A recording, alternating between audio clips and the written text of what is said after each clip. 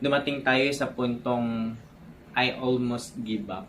I almost give up when it comes to vlogging.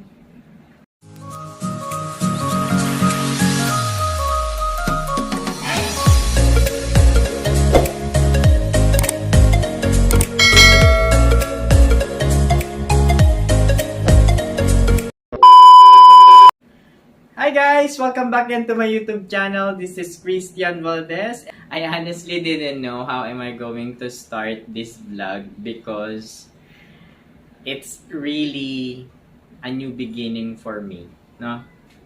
It's been a long time not to create a content for my vlog because dumating tayo sa puntong I almost give up when it comes to vlogging. Why? Because they really don't know how hard it is for us to create a content in a way na magugustuhan nila. So, dumating tayo dun sa puntong, is there a reason for me to create my own vlog? Dumating tayo sa ganong emotions. And it's really hard time for me because I'm just a new vlogger.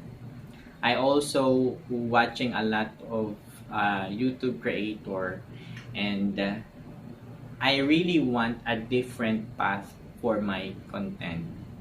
Dumating ako sa puntong, do I really need to start to create my own vlog still? Meron pa bang mag-watch para sa akin?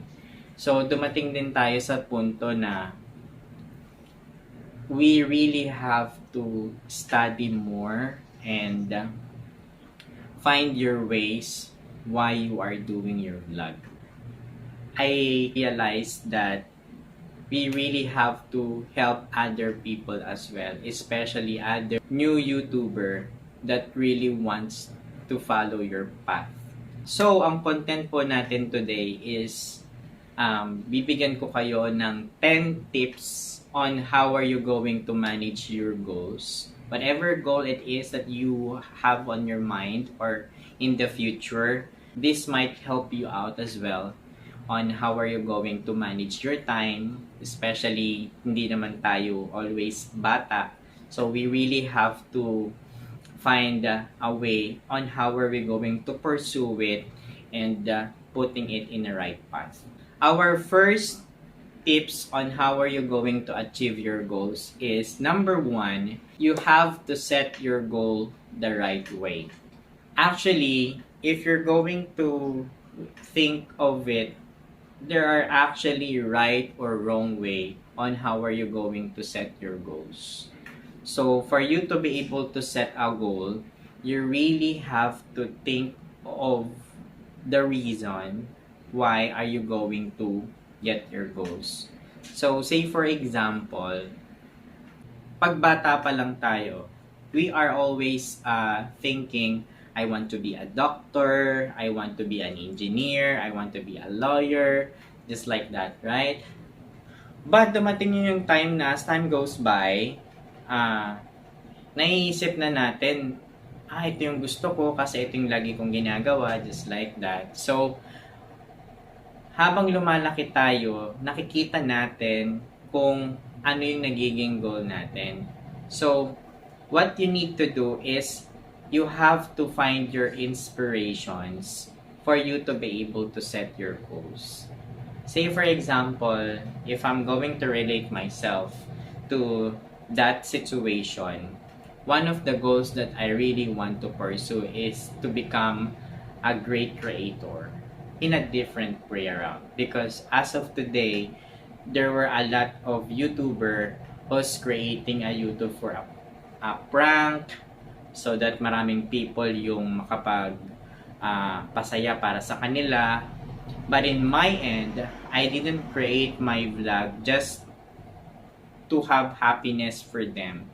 I really want to have an audience who can definitely more informative, and especially sa mga panahon ngayon during the pandemic, it would be better if all of us would be more informative para malayo tayo in a wrong way. So, yung pang-second natin na tips on how are we going to achieve our goals and manage our time is find a good time management system. So, ano ba ibig sabihin ng find a good time management system? Dito mapapaloob, guys, yung the quadrant time management. So, dito mo mabibase kung ito ba ang ito bang situation na to ay really important but not urgent. And then, meron ding basis na if it's important and it's urgent, just like that. So, we really have to find, or we really have to manage the situation if it's really important or not. The 4-quadrant management system has 4 bases on it. So, meron tayong tinatawag na urgent, not urgent, important, and not so important. So, if for you to be able to check the 4-quadrant, I'll be posting this one. So this is gonna be the looks of the urgent and not urgent, then important and not so important. Right? So, I actually got this as well from the best friend natin, si Google. So, I hope that would definitely help you when it comes to managing your time system. Okay? So, ang pangatlo natin, guys, na tips on how are we going to achieve your goals is audit your time for 7 days straight. So, what do you mean by that? So, that means we have to record our 1-week plan. We have to plan ahead of time. So, whatever things that you're going to do for a week ahead, we have to create a plan what you're gonna do on Monday, Tuesday, Wednesday, Thursday, so on and so forth. Okay? So that you can definitely manage your time. It would be better, guys, if we will going to create a plan through calendar. Okay?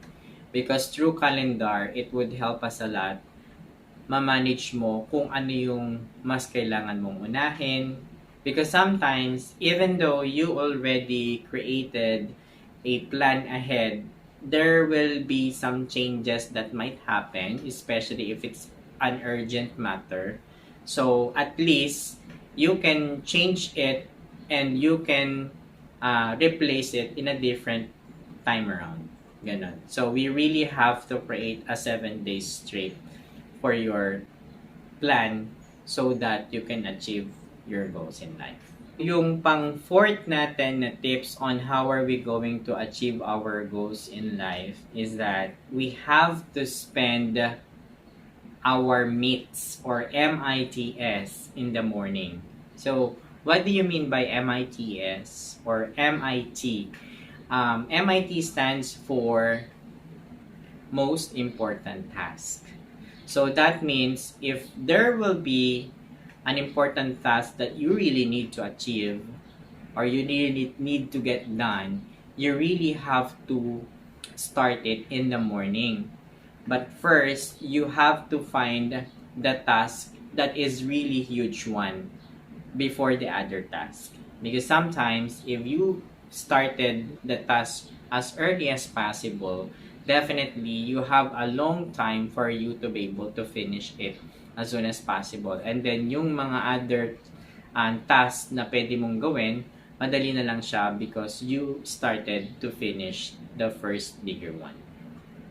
The fifth one on how are we going to achieve in goals would be the 80-20 rules. So what do you mean by 80-20 rule? Meaning, 80% of the efforts comes from the 20% of the results. Now, when you are in sales, this means that 80% of the results comes from the 20% of your customers. The trick about this is that we have to identify the 20% of the effort that producing 80% of the results. So, the 6 tips on how are we going to achieve your goals would be the power of habits. So what do you mean by the power of habits? The power of habits, that means um, there were actually two things. First is we have to manage on how are we going to get the good habits. And the second one is how are we going to eliminate bad habits. So especially when you are working or whatever things that you are doing, we have to get a lot of good things that we think that would help us out to improve our statistics or metrics, especially in a BPO, say for example. So whatever things that you think that it would help you as well in improving yourself as an individual, you have to get it. That's gonna be a good habits. But the bad habits, we really have to look for it as well so we can identify it and we can eliminate it so you can be able to improve your good habits. The number 7 tips on how are we going to achieve our goals is that we have to set schedules on how are we going to get response to our email. Not all people are checking their emails because the email is not their primarily tools on their daily jobs, but there are people who always using emails. So when you check that there were a lot of messages on your email, you get shocked and nawawala ka na kung ano yung mga dapat mong gawin. So it would be better if you really want to start your day right, you have to set a schedule on when are you going to check your email. So kumbaga, you don't have to check the email from time to time. So put yourself that, say for example, your job is started at 6 in the morning. So it would be better if you're going to find ways on how are you going to uplift yourself first, and then right, for example, after an hour or two, you can start be able checking your email. So you can definitely restart and recharge yourself so you can give good response as well for the email that you receive. Our 8 tips on how are we going to achieve our goals in life, especially when we are working, would be you have to manage your breaks and lunch. All right, especially the break times, because if you were actually getting a lot of breaks, right, it's actually different from every company has a different time and break, but most of the time if you were working like 8 hours in a day with 1 hour of lunch, and especially if you are compensated with basic salary, so you might get like 15 minutes of break and then one hour of lunch. But there were actually a different company that provide like 2 breaks, but there are some it's just 1 break only. But if maluwag yung company na pinagtatrabahuhan mo and you don't have any time, yung tina-time in, time out mo for you to go out, so might as well you are getting a lot of breaks. So if you are getting a lot of breaks, nawawala yung momentum mo when it comes to the job that you are doing. Even though your goal is already in a momentum, but if you are taking a break, nagbaback siya into basic. So it would be better if you have to manage your time breaks when you are working. Our 9 tips on how are we going to achieve our goals in life. Meditate or exercise in the morning. Yes, actually, definitely that is correct. Every morning, especially if you are sleeping at night, okay, because lahat naman tayo halos natutulog sa gabi. There are few people who works in a night shift, but our endurance always working in the day. So it would be better if early in the morning we can be able to, stretch ourselves, for us to be able to meditate and ma-relax natin yung ating body, no? So I'm actually talking to myself because it's been a long time that I don't have any exercise. But don't you worry, guys. I know I'm getting bigger, but I will find a way out for me to do that exercise. Because as of today, if I'm going to show you the video, this is actually a commercial break. So take a look on this video.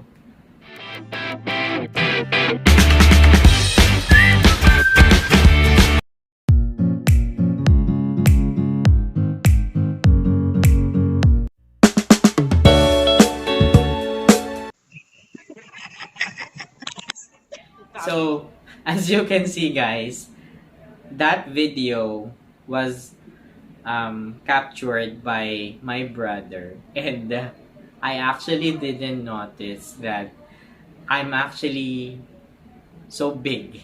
Okay, before my kilogram nasa 68 kilogram, but when I take a look on the weighing scale namin, so take a look on this video.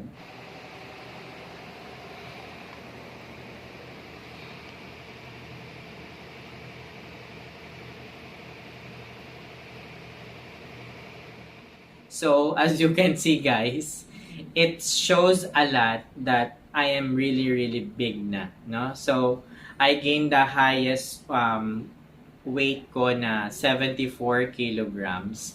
And it's really alarming because a lot of people saying na I might get diabetes, something like that. Or a lot of sakit na yung magdadapuan sa'yo, especially you're not doing exercise, you're eating a lot. So, darating din tayo dyan, guys, no? Since my name is ChrisTyanValdez, so it might be better kung I'll be doing some exercise too. Don't you worry, guys. I'm gonna find a way out to do that exercise. So, ulitin ko lang, guys, no? We really have to meditate and do some exercise early in the morning for us to relax ourselves at makapag-isip tayo ng right thing in a day para sa goals natin. And of course, guys, last but not the least on how are we going to achieve our goals is that number 10, we really have to find a mentor who can guide you. Yes, that is correct, guys. Why? Having a mentor is like a teacher, right? Remember when we were in elementary and in high school, and if you study in college, there will always be a guidance for us to know a lot of things, and those are our teachers.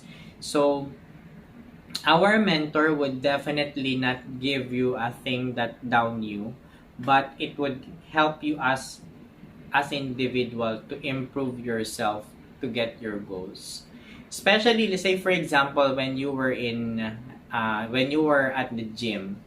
So, pag 'di ba marami diyang mga nag-i-spot, pa-spot naman diyan, right? So, something like that. So, at the end of the day, you can see the result for yourself because someone is guiding you, someone is mentoring you. What else? In the past Miss Universe, right?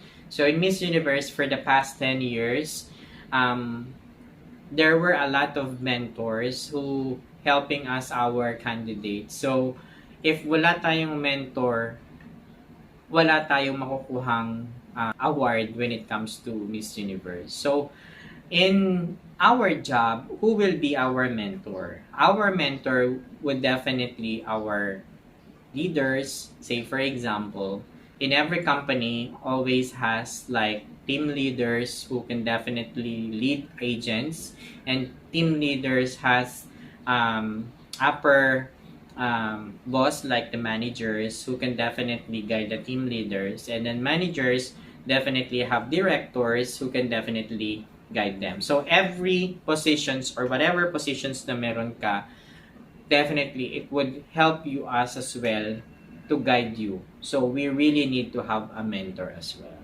Okay? So guys, maraming salamat po guys on watching my video. It's definitely a different content for me. It's actually a good comeback for me because I realized na makakatulong din yung creating content para naman ma-inspire yung mga ibang tao na magpatuloy sa buhay. Because sometimes, we are thinking a lot of things on how are we going to improve our goals hanggang sa darating na lang yung time, ano nga ba yung goals natin sa buhay natin? No? This time, if you experience that you were down because you are missing some piece on how are you going to goals in life, I highly suggest to watch my video. You can also share this to your friends. And if you were just new to my YouTube channel, all you have to do is just press the subscribe button. And if meron ka pang mga gustong mga content na gusto ninyong pag-usapan natin, or I can create a new content for you guys, all you have to do is just send a message through the sections down below. Okay? Once again, this is ChrisTyanValdez. Thanks so much for watching.